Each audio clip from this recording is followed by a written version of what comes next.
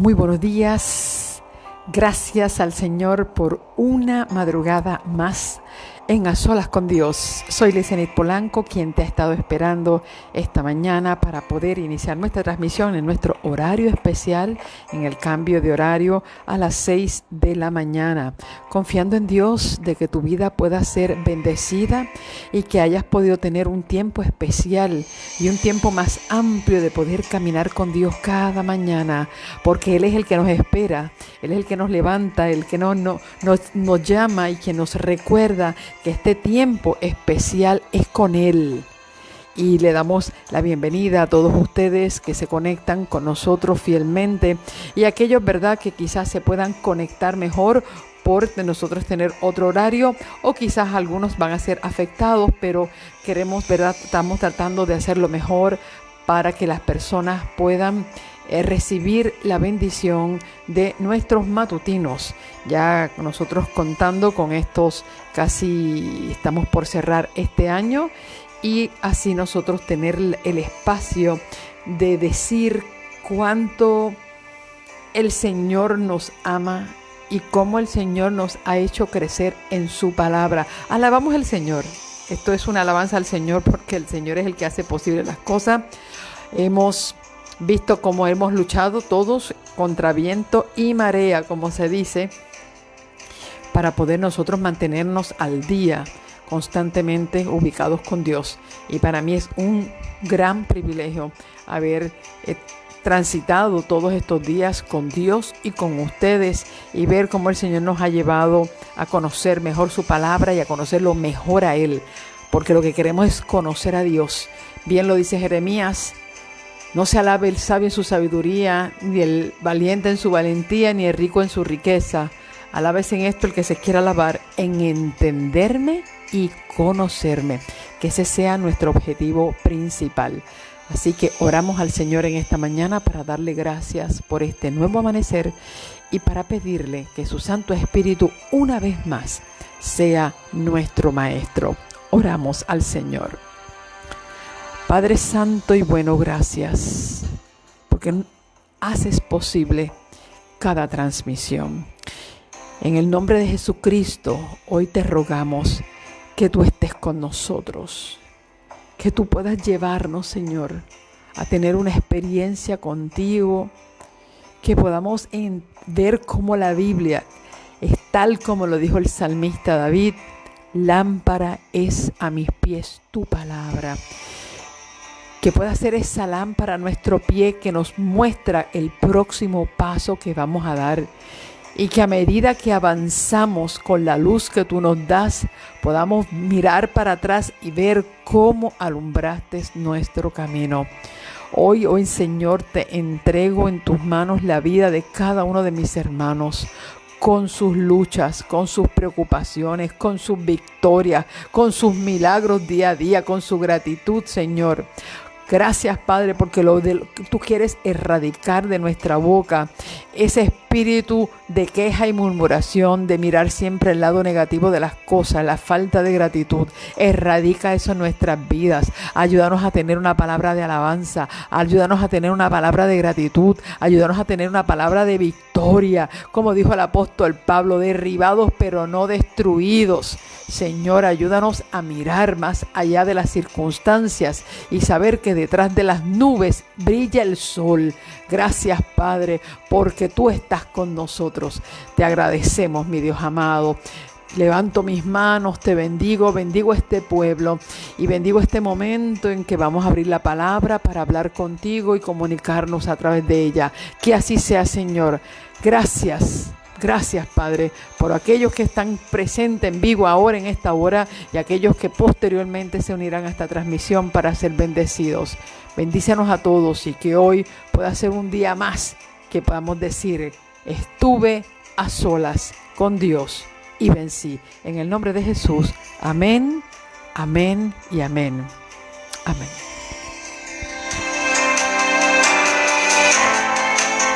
Gracias, familia, porque Dios es bueno y es bueno en gran manera.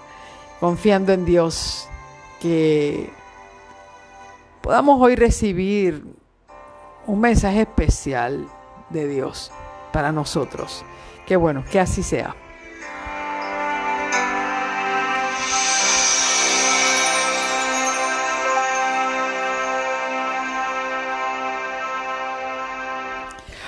Hoy te invito a que vayas y busques tu librito, el Patriarcas y Profetas, tengas tu lápiz, tengas tu libreta, aquellos, ¿verdad?, que no lo puedan hacer porque se están preparando para el trabajo. Yo espero, ¿verdad?, que después usted se reinicie o se reencuentre otra vez con la transmisión para que usted pueda hacer y usted pueda trabajar. Hoy vamos a trabajar un poquito. Me he quedado estancadita un rato en la genealogía de Noé. Y porque me parece que es sumamente, la previa a Noé, me parece sumamente interesante porque, y fíjese, no era mi plan inicial, mi plan era trabajarla y pasar a la otra. Pero Dios me ha detenido. Es como decirle, Liz, no vayas deprisa porque este asunto no es tuyo. Esto no es lo que tú quieres darle al pueblo. Esto es lo que yo quiero darle al pueblo. Y cuando me vi como que ya, de hecho, ya trabajé completa la genealogía de Noé con sus 3 hijos y ya llevo casi terminada la genealogía de Abraham, bastante larga, por cierto, porque tengo que incluir los hijos de Ismael, los hijos de Isaac y los hijos que tuvo Abraham con Cetura, que tuvo 6 hijos con Cetura después que murió Sara. Es decir, estoy tratando de ser lo más fiel en toda la genealogía. El Señor me regresa a esta y yo dije, bueno, Señor, pero que esta es la más corta de todas las genealogías, esta es la que se supone que, ¿verdad?, podamos nosotros terminar pronto. Pero la situación es que cuando la palabra de Dios compara nuestro tiempo, no la compara con Abraham, no la compara con Noé después del diluvio. Cuando la Biblia compara nuestro tiempo y hace una similitud, la compara con el tiempo antes del diluvio, como en los tiempos de Noé. Así como la gente bebía y comía, se casaba y se daba en casamiento, así será para la venida de Cristo. Entonces, hay un secreto oculto detrás de este tiempo que el Señor quiere que nosotros indaguemos y analicemos de una manera un poquito más, con más precaución y con más atención, por el hecho de que es el que se compara con nuestro tiempo. Y nosotros tenemos que ver cómo actuó, qué sucedió en aquel tiempo con estas genealogías, cuáles fueron los errores, cómo Dios interviene, a quién Dios escoge, cómo se dan las cosas para que entonces nosotros podamos ver por qué Dios actuó como actuó. Y hay 2 tiempos que Dios hace mirar los ojos de su pueblo, nos hace mirar hacia atrás. Uno fue la época de Noé y otra fue Sodoma y Gomorra. Son 2 panoramas históricos bíblicos que Dios nos hace contemplar de la misma manera que Salomón nos mandaba observar a la hormiga y a los conejos y a las zorras, porque pues había unas lecciones que aprender de ella. Entonces yo veo que Dios nos está haciendo mirar estos tiempos y cuando regresamos no a leerlos, sino regresamos a escudriñarlo, entonces nos tenemos que dar cuenta que aquí hay un mensaje para nosotros muy importante. Muy importante. Y por eso quiero darle a esto este toque de importancia. Voy a hacer algo al revés. En vez de ir al libro Patriarcas y Profetas para resaltar estos detalles que menciona el libro que es importante que para nosotros hoy. Ayer cuando cerramos la transmisión de las 5 de la tarde, de las 5:30 de la mañana, con respecto a nuestro día de ayuno y oración, yo expliqué algo de las genealogías que es importante que yo lo quiero nuevamente retomar para aquellos, ¿verdad? Que como hoy estamos en un horario especial, algunos no les dé tiempo porque tienen que entrar a sus trabajos, o etcétera, etcétera. Así que hoy yo quiero retomar un poquito esas sumas que estamos haciendo, esos análisis que estamos haciendo con respecto a la genealogía. Si usted tiene el árbol genealógico o la hoja que se envió, ahí vamos a tener nosotros un poquito el tiempo. Ayer sacamos cuántos años tenía la tierra cuando cayó el diluvio, y no es que yo se los diga, es que yo quiero que ustedes aprendan a cómo sacarlo. Y yo dije que quizás usted se preguntó por qué la Biblia mencionaba los años en que las personas engendraban. Por ejemplo, leímos que Adán comenzó a engendrar a los 130 años, engendró a los 130 años a Set. ¿A qué edad pudo haber engendrado a Caín y Abel, verdad? Que fueron los dos primeros hijos mencionados por nombre, entendiendo de que a Caín sí fue el primogénito, el primer hijo que tuvo, que siempre eso se hace notorio. Y entonces se hizo notorio claramente que él era el primero, vino Abel que murió y luego Set. Así que tenía 130 años. Es decir, que había pasado ya un tiempo.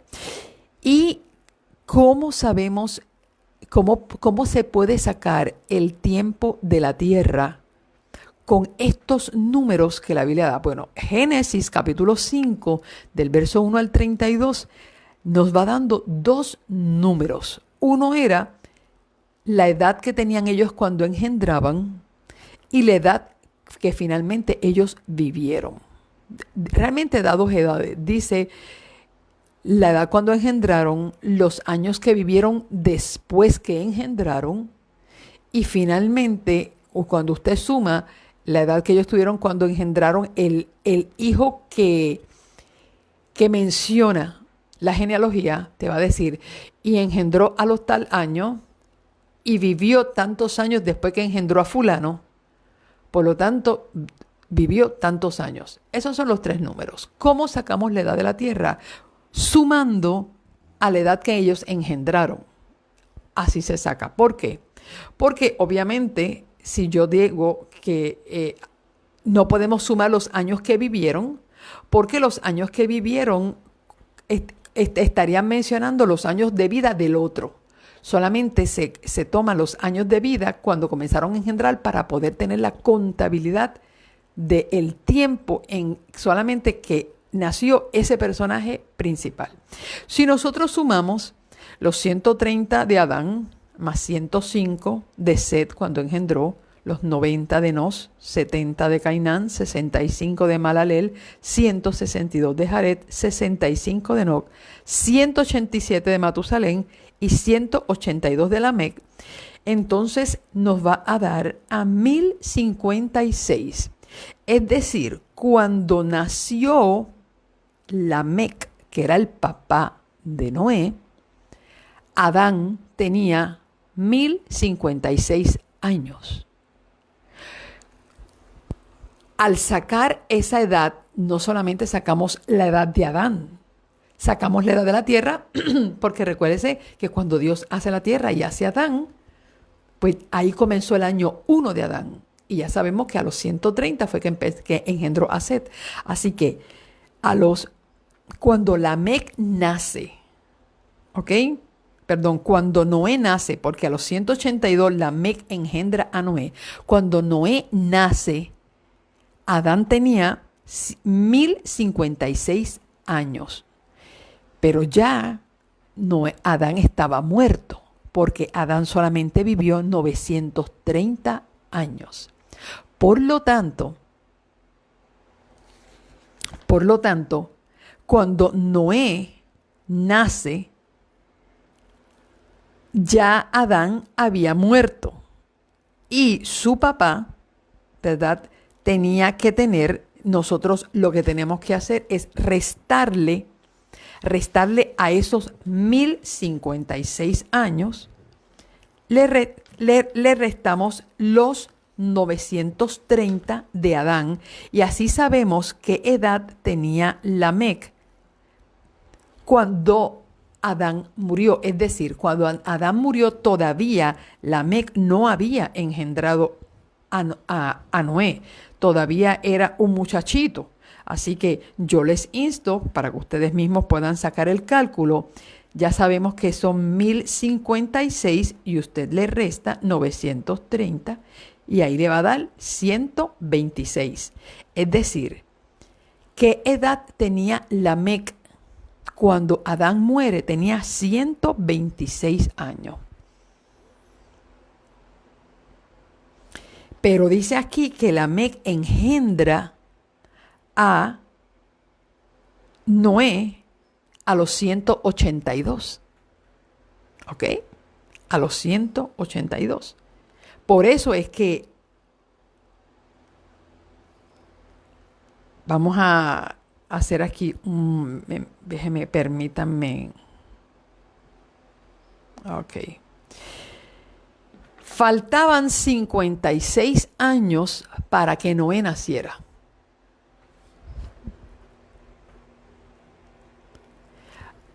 Faltaban 56 años para que Noé naciera cuando Adán muere.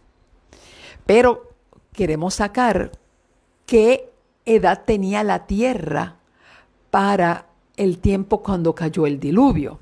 ¿Cómo lo hacemos? Bueno, pues ya tenemos que cuando Noé nació, ya habían pasado 1056 años. Es decir, ya había muerto Adán, habían pasado otros años.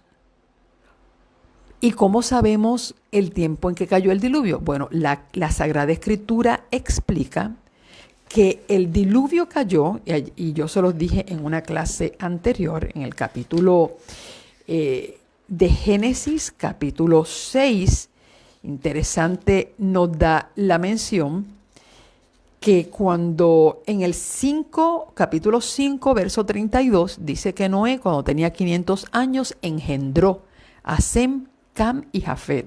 Y en el capítulo 6 de Génesis, en el capítulo 7 de Génesis, en el versículo 11, nos dice claramente que en el año 600 de la vida de Noé, en el mes segundo, a los 17 días del mes, fueron rotas todas las fuentes del grande abismo.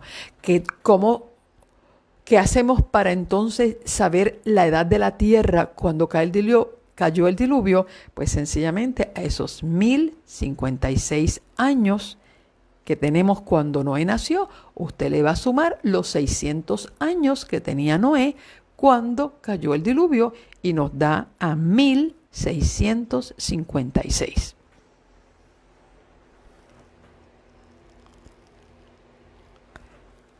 De esa manera, ya con la data que la Biblia nos da, podemos sacar qué edad tenía la tierra y vamos a ver que 1656 años era una edad joven, prácticamente joven, pero lo suficiente como para que hubiese bastante gente, ¿ok?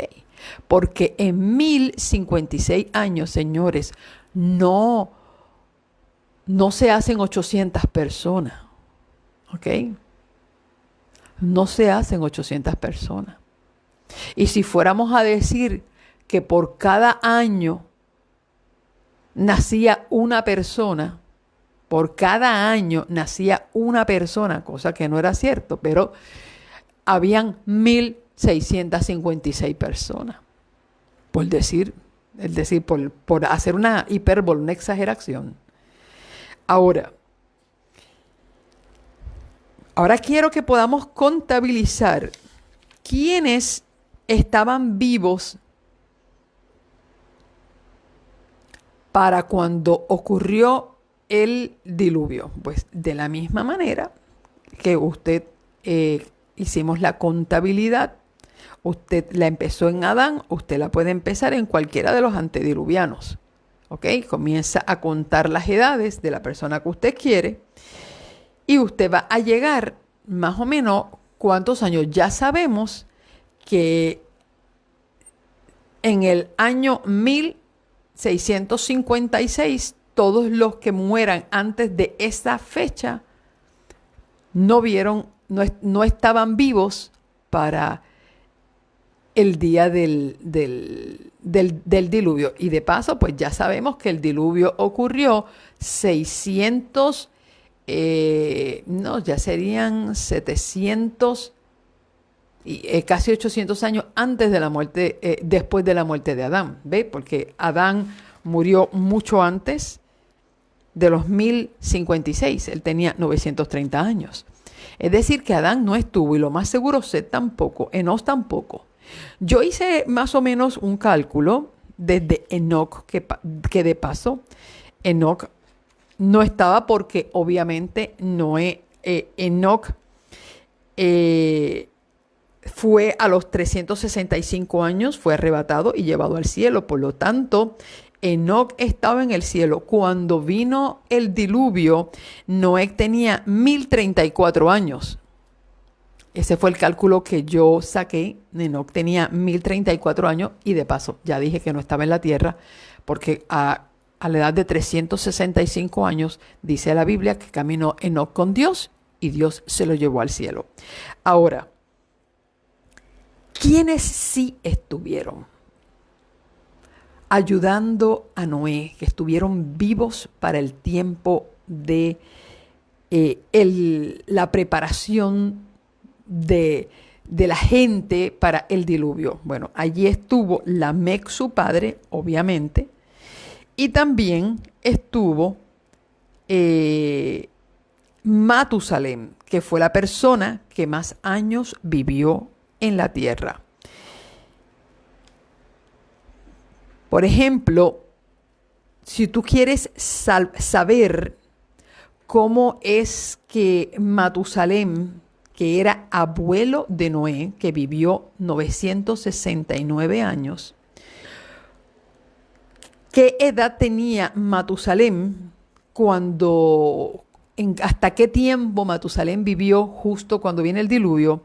Mira cómo lo vas a hacer. Dice la Biblia que Matusalem engendró a Lamec a los 187 años. Mira cómo vamos a sacar ese cálculo. Tú vas a sumar esos 187 años que tenía Matusalem, es decir, esa era su edad. Tenía 187 cuando engendró a Lamec. Y Lamec vivió 777. Pues este es un cálculo mucho más sencillo y tú vas a sumar los 187 más los 777. ¿Ok? Yo te voy a decir aquí algo interesante.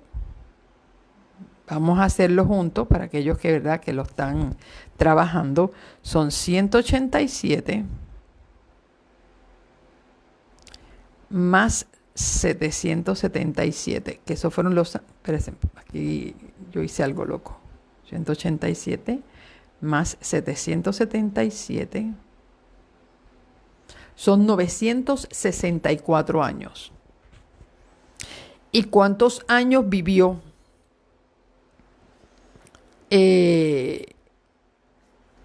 Matusalem? Matusalem vivió 969 años. ¿Sabe cuánto falta para 969? 5 años más. Y para que tú los tengas, para yo poder explicarte, ¿verdad?, cómo llegamos a este punto, tú le tienes que sumar 5 años adicionales para que puedas llegar a los 969. ¿Por qué tengo que añadir esos 5 años? Bueno, te lo voy a explicar cuando tengamos a Lamec. Lamec, que es el papá de Noé, tuvo a Noé a los 182 y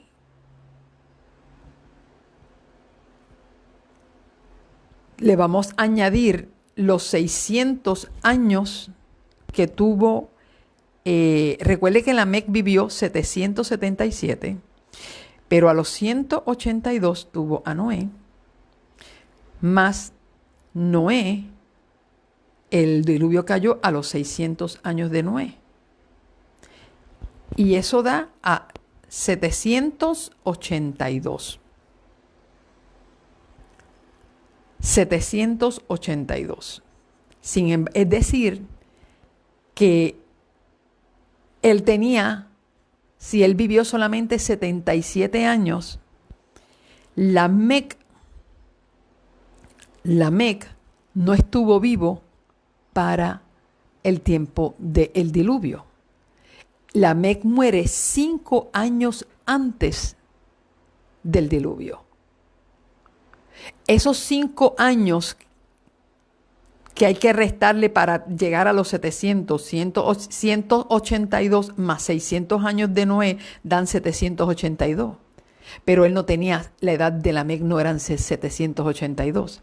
La edad de Lamec eran 777. Es decir, que 5 años antes del diluvio, Lamec murió. Esos 5 años adicionales fueron exactamente lo que vivió Matusalén. Matusalén vivió justamente hasta el mismo año del diluvio. Es decir, que dentro de la cronología, Lamec muere 5 años antes del diluvio y Matusalén se extiende justamente, exactamente esos 5. ¿Por qué? Porque cuando sumamos los 187 que engendró a Lamec, más los años que vivió Lamec, todavía no había dado el número de su edad, y el número de su edad eran 969, y para llegar a esos 969 había que sumarle esos 5 años adicionales. Por lo tanto, Matusalén sí vivió para el tiempo de Noé. El año que muere Matusalén es justamente el año en que cae el diluvio. Y me da, ¿verdad? Después que hago este cálculo solamente utilizando la Biblia y voy al libro Patriarcas y Profetas y leo lo que menciona con respecto a Matusalén, entonces es creíble lo que dice este libro cuando menciona que Lamec y Matusalén fueron los que ayudaron y colaboraron en la predicación junto con Noé para aquella generación, y estuvieron colaborando con Noé en la construcción del arca. Pero hay algo que me llama la atención y fue algo que habíamos hablado posteriormente. Cuando yo hablé que la Biblia dice que 120 años serían los años no que la gente iba a vivir, es decir, de ahí en adelante cuando se destruyera la tierra, sino que 120 años era el tiempo que la gente iba a tener de gracia para vivir ese tiempo. Es decir, cuando Dios le dijo a Noé, 120 años voy a destruir esta generación y su tiempo serán 120 años, aprendimos que esos 120 años no se refería a que la gente de ahí en adelante iba a vivir 120 años, sino que ese era el tiempo que le quedaba a la tierra, 120 años. Pero ya vemos que el diluvio, desde que Noé engendra a sus hijos a que cae el diluvio, solamente hay 100 años. Dice que a la edad de los 500 engendró a sus hijos y en el año 600 cayó el diluvio. ¿Qué pasó con esos 20 años?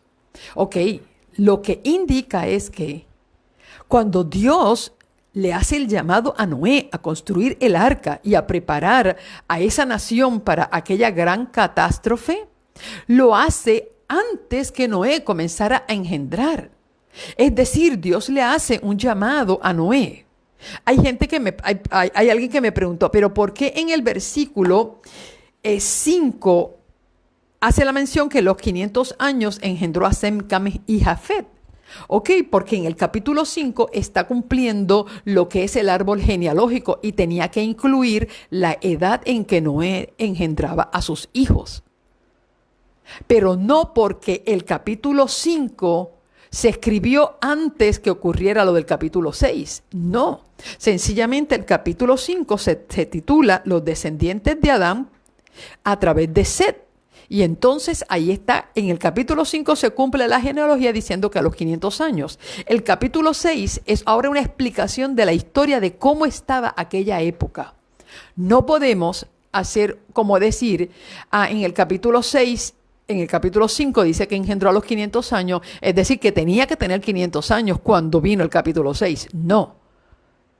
En hermenéutica bíblica, sencillamente tú tienes que trabajar con lo que cada capítulo, y eso mismo ocurre en Apocalipsis. La gente quiere que la data de los capítulos, en el orden en que los capítulos en Apocalipsis están descritos, es porque en el mismo orden que están escritos en capítulos van a venir los eventos. No, por eso es que dice, el que tiene oído, oiga, y el que nosotros hay que tener espíritu de sabiduría.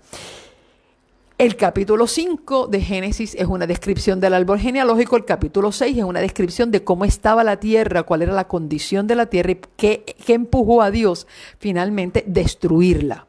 Entonces es ahí que en el capítulo 6 comienza a decir que comenzaron los hijos de los hombres a multiplicarse y ya comienza a dar para atrás a la historia. Ya eso comenzó desde la época de Set, que los descendientes de Set se fueron a vivir a los llanos. Después, cuando los de Caín llegaron a vivir también en los valles, ellos se fueron a las montañas y habíamos leído que mientras estas dos genealogías se quedaban separadas, la genealogía de los hijos de Dios se conservó pura. El problema fue cuando ellos comenzaron a mudarse otra vez al valle y comenzaron a mezclarse con los del valle, y los hijos de Dios comenzaron a casarse con las hijas de los hombres, que son la descendencia de Caín, y comenzaron actuar como ellos en poligamia. Comenzaron a escoger mujeres cuando Dios había dictado que le dio una sola esposa a Adán y había Dios establecido el matrimonio con una sola mujer. Y vimos cómo Lamec, descendiente de Caín, había tomado 2 esposas y ahí comenzó la poligamia. Y vimos que los casamientos, una de las cosas que puntualizó la corrupción en el antiguo mundo fue justamente problemas matrimoniales. Fueron cuando la gente comenzó a casarse con personas que eran distintas, de distinta fe, distintas creencias, distintos principios. Esas mezclas Dios no las aprobaba, ni las aprueba. Y entonces estamos viendo que el mundo antediluviano, la primera razón de su caída fue hacer matrimonios de yugos desiguales. Y obviamente ese yugo desigual trajo como consecuencia la violación a los mandamientos de adoración. Primero, dentro de los primeros mandamientos, el primero fue: no tendrás dioses ajenos. Ellos hacían sus deidades y ellos comenzaron a hacer las prácticas, se olvidaron de Dios, erradicaron a Dios de su estilo de vida y comenzaron a tener prácticas idólatras. El otro mandamiento que rompieron fue el del sábado, donde perdieron la adoración y la santidad del sábado para ver a Dios como creador y contemplar la creación como la manifestación de amor de Dios a la humanidad, sino que comenzaron a adorar sus propias construcciones y todas las cosas que ellos hacían, las obras de arte que hacían como artífices. Y el otro mandamiento que comenzaron a violar fue el no cometerás adulterio, y comenzaron a elegir entre todas. Y ahí está la descripción. Es ahí en ese capítulo 6 que el Señor le dice a Noé: yo voy a destruir, no contenderá más mi espíritu con el hombre, capítulo 6, verso 3, y ciertamente serán sus días 120 años. Ahí están los 120 años de predicación. Cuando Dios le dice eso a Noé, Noé todavía no había parido sus hijos. Y esto es lo que a mí me llama la atención. Me llama la atención que cuando Dios le habla a Noé, ya le predice, porque mira lo que dice versículo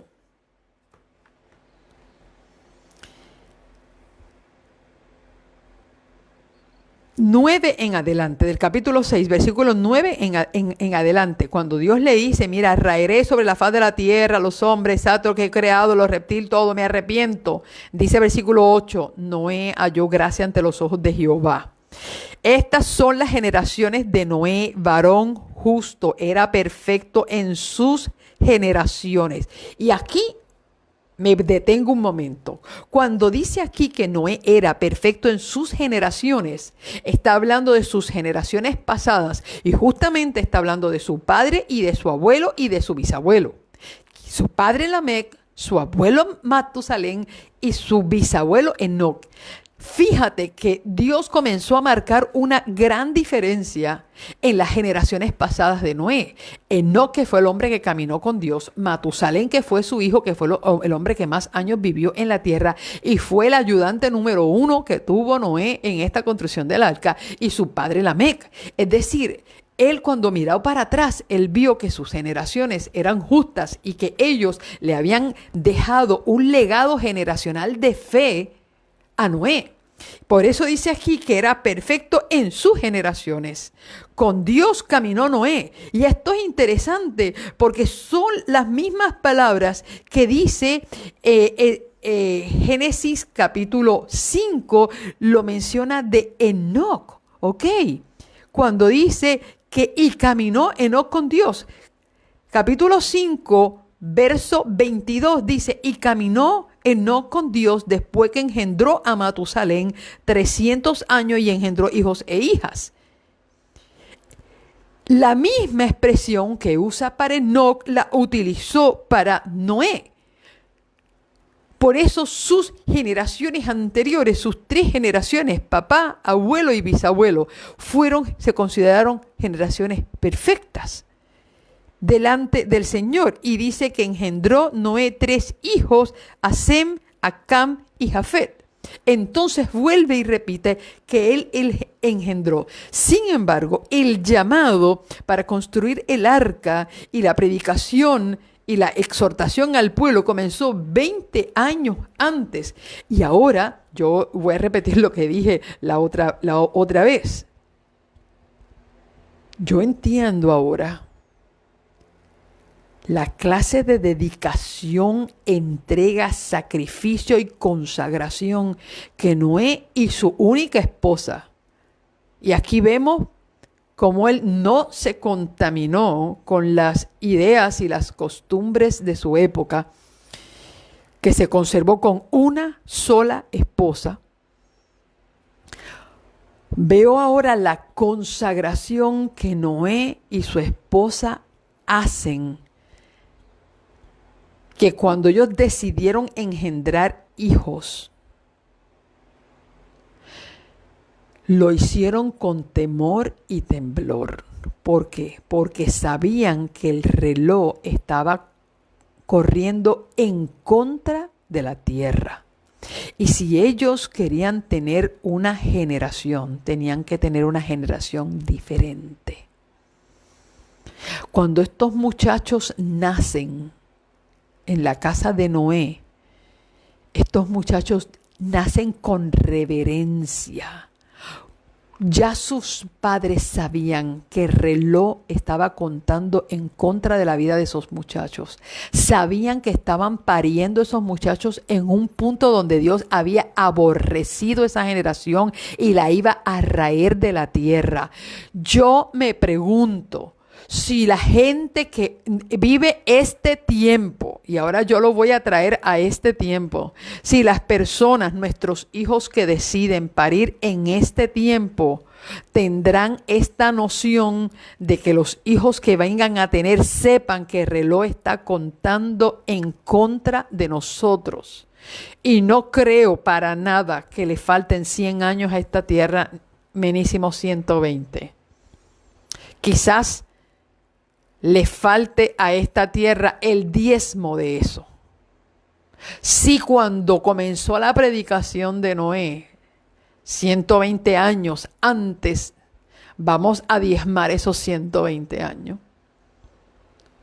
Y pudiéramos decir que a lo que le quedan a esta tierra son escasamente de 10 a 12 años. Entonces me pregunto, si para Noé fue premura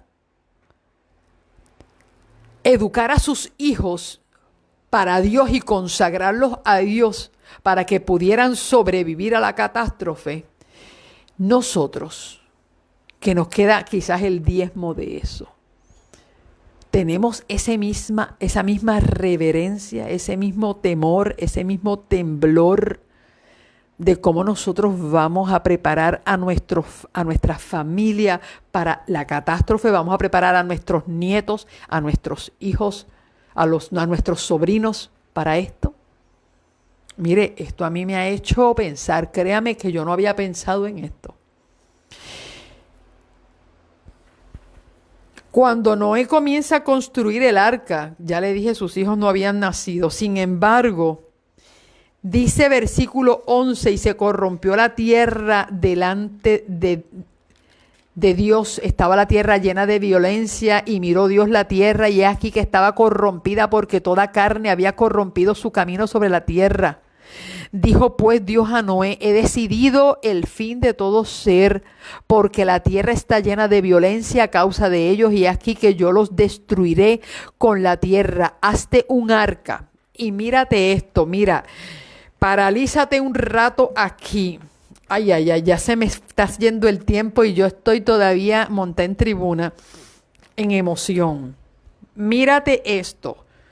Este es el día, 120 años antes de destruir la tierra, que Dios le está diciendo, hazte este arca. Mira la clase de profecía que Dios le da, porque antes yo había visto en esto un mensaje, pero ahora no veo un mensaje, ahora yo veo una profecía que Dios le da a Noé en el capítulo 6 y le dice, mira, hazte un arca de madera de gofer, harás aposentos en el arca, En el versículo 15 sigue diciendo cuánto va a medir de largo, que si 300 codos de largo, 50 codos de anchura, 30 codos de altura, una ventana, la harás de un codo de elevación, pondrás una puerta al lado, harás un piso segundo y tercero.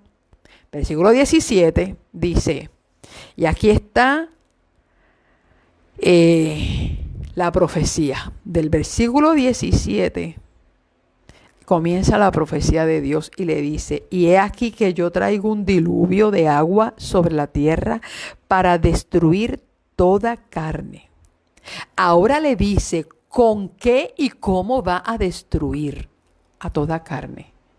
Antes le dijo que la tierra estaba corrompida, que se había arrepentido de haber hecho al hombre y que lo iba a destruir. Ahora, después de que le dice, mira, yo lo voy a destruir, hazte un arca. Todavía él decía como que, ¿un arca para qué? Ahora te voy a decir por qué quiero que hagas un arca, un barco. Yo traigo un diluvio de agua sobre la tierra para destruir toda carne en que haya espíritu de vida debajo del cielo. Todo lo que hay en la tierra morirá. Todo lo que hay en la tierra morirá. Mas estableceré mi pacto contigo y entrarás en el arca. Tú, tus hijos, tu mujer y las mujeres de tus hijos contigo. La pregunta que te hago.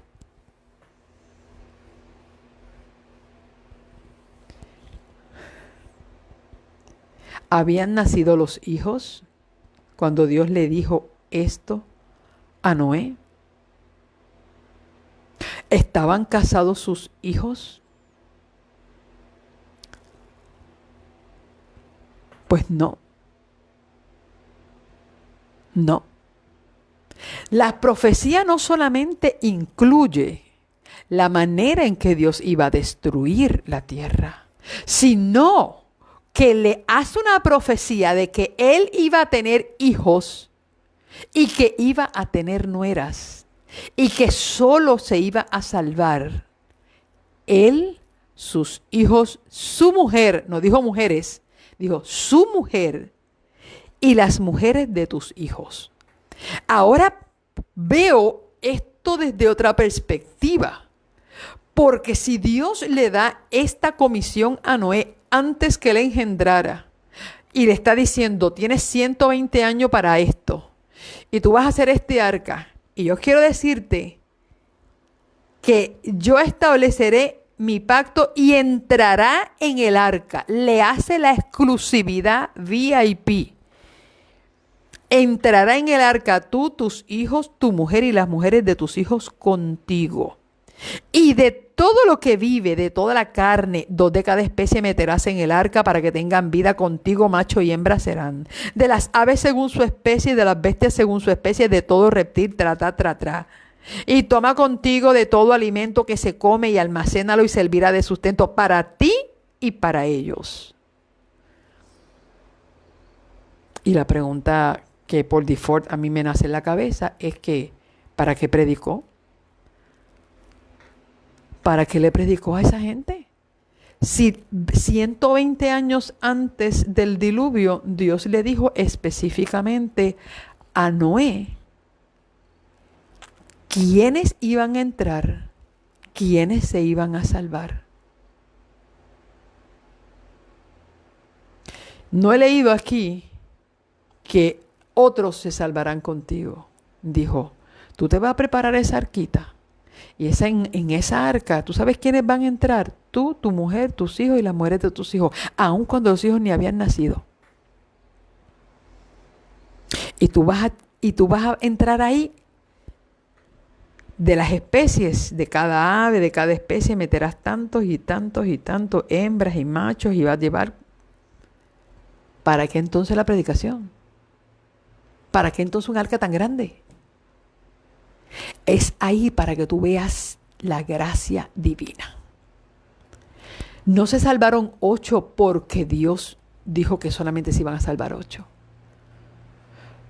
Se salvaron 8 porque a la postre Dios sabía que esos iban a ser los únicos fieles que se iban a mantener.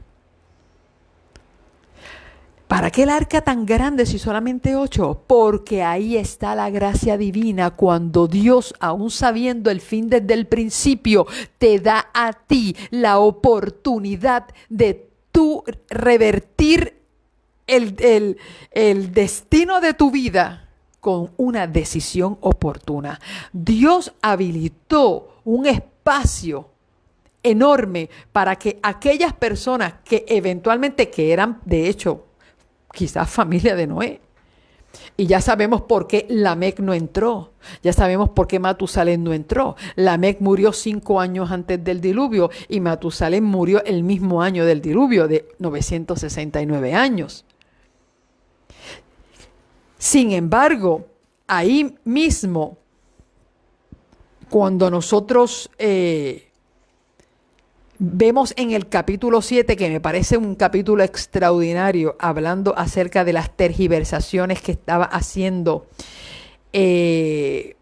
aquel pueblo antediluviano, en el capítulo 7, en el versículo, la página 79, a mitad de primer párrafo, dice: no deseando conservar a Dios en su memoria, no tardaron en negar su existencia, adoraban a la naturaleza en lugar de rendir culto al Dios de la naturaleza, glorificaban el ingenio humano, adoraban las obras de sus propias manos, enseñaban a sus hijos a postrarse ante imágenes esculpidas, construyeron altares a sus ídolos en los verdes campos, bajo la sombra de los hermosos árboles.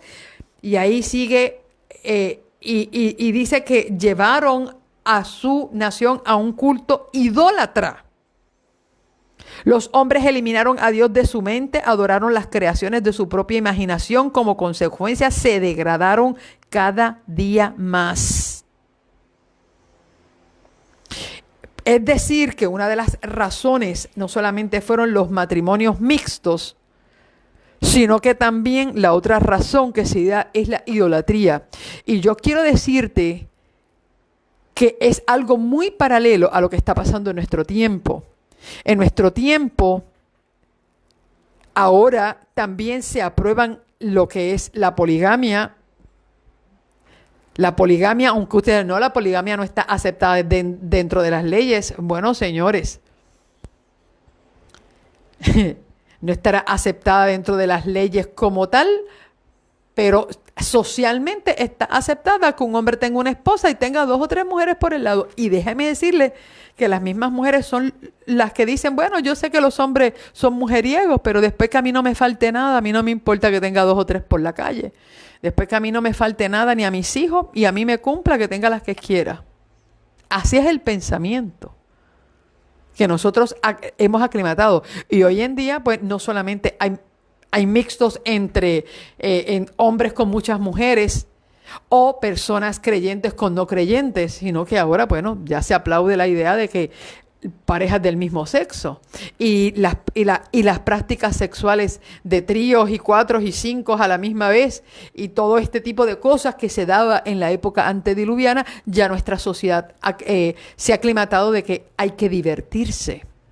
Hay que probar, hay que tener mente abierta. Y esto es lo mismo que se estaba dando. Pero vamos viendo que en los aspectos religiosos, eso era en los aspectos morales, pero en los aspectos religiosos se le enseñaba a los hijos a idolatrar imágenes. Y esto es algo que el mundo religioso también ha enseñado a su próxima generación. Nosotros tenemos también una generación idólatra donde a los niños se les regalan cadenitas, se les lleva a la iglesia con un crucifijo, se les regalan una cadenita con el crucifijo de Cristo o con el de la Virgen, y los llevamos a la iglesia y les enseñamos a pedir y a rezar y rézale a la Virgen de la Guadalupe, y rézale a la Virgen María, y rézale a Santo Tomás de Aquino, y vamos a rezarle a no sé qué. Y vamos viendo que en los aspectos religiosos, nuestro tiempo también se ha perpetuado la idolatría desde hace años y siglos atrás, donde a nuestras generaciones se le ha enseñado a adorar también a esto. Y ahora pues también ahora pues la nueva dimensión, que es adorar a la naturaleza, adorar el sol, las estrellas, los astros. Lo mismo hacían los antediluvianos, es decir, que las mismas cosas que hicieron a los antediluvianos, que a Dios le causó una repulsión, son las mismas prácticas que se hacen en nuestro tiempo.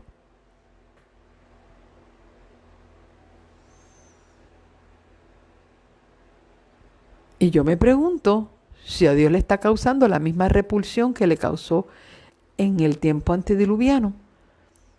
Le está causando lo que nosotros y las prácticas que nosotros hacemos aquí.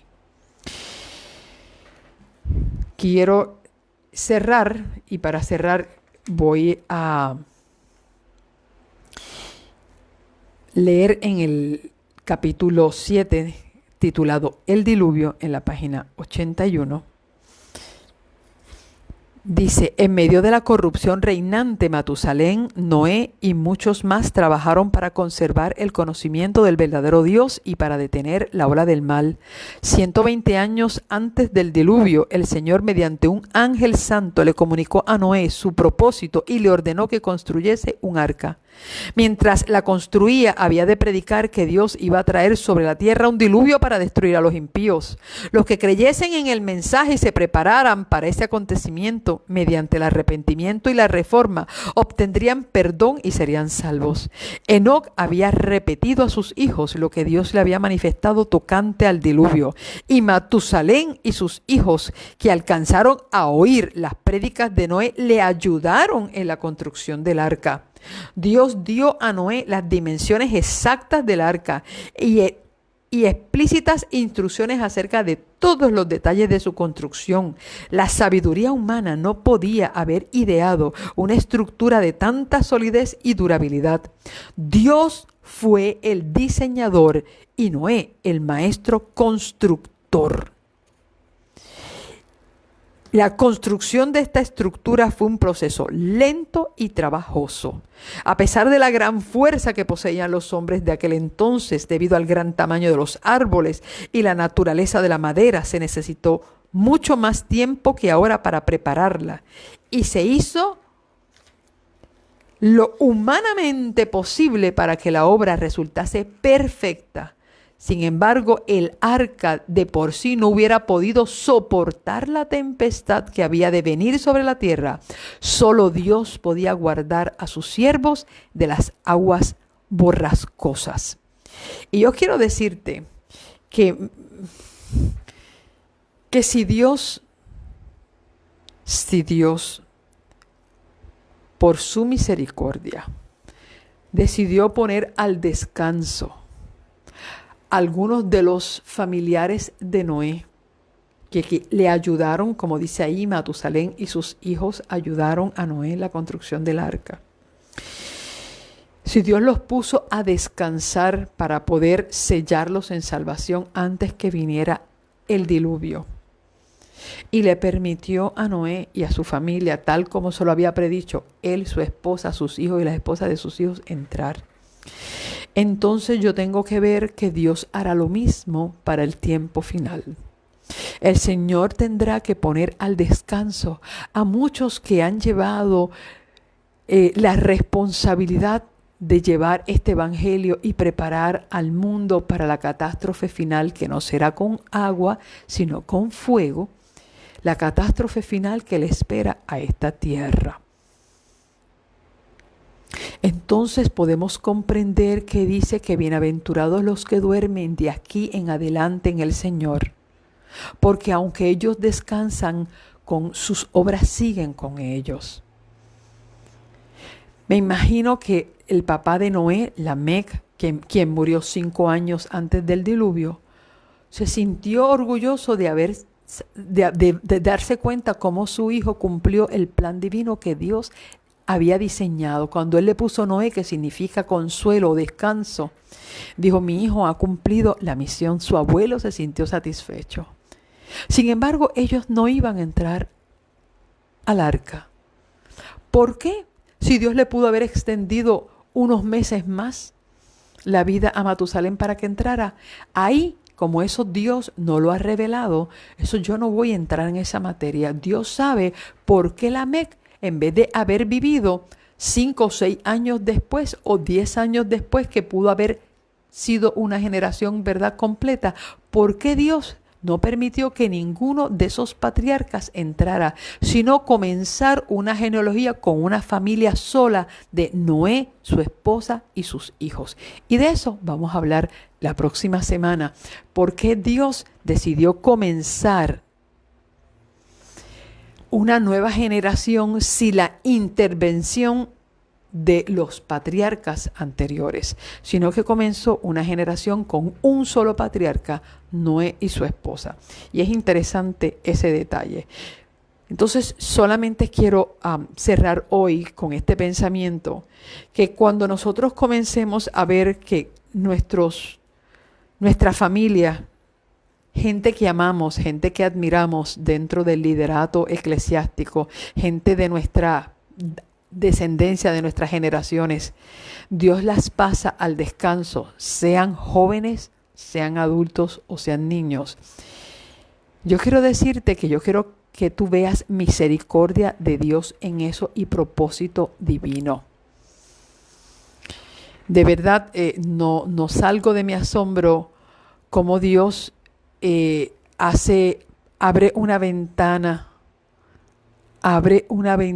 de gracia para la gente antediluviana, pero Dios sabía de antemano, desde antes de nacer aquellos muchachos, que iban a entrar una familia. ¡Wow! ¿Qué clase de diezmo Dios hizo ahí? El diezmo del diezmo del diezmo del diezmo. Yo dije la otra vez que si habían 800,000 personas, por ejemplo, 8 millones de habitantes, 8 no son el diezmo de 8 millones.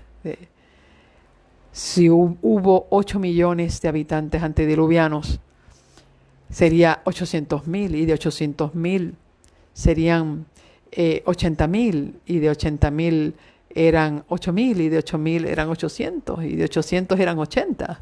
Es decir, 8 es el diezmo de 80. Wow. Quizás habían 80 justos. 80 justos que ayudaron a Noé en la construcción del arca. Esto es sencillamente yo jugando a la imaginación, nada de lo que estoy diciendo ahora. Esta es la Biblia y hay probabilidad de esto. Sencillamente estoy jugando en mi mente de que si 8 entraron, 8 es el diezmo de 80.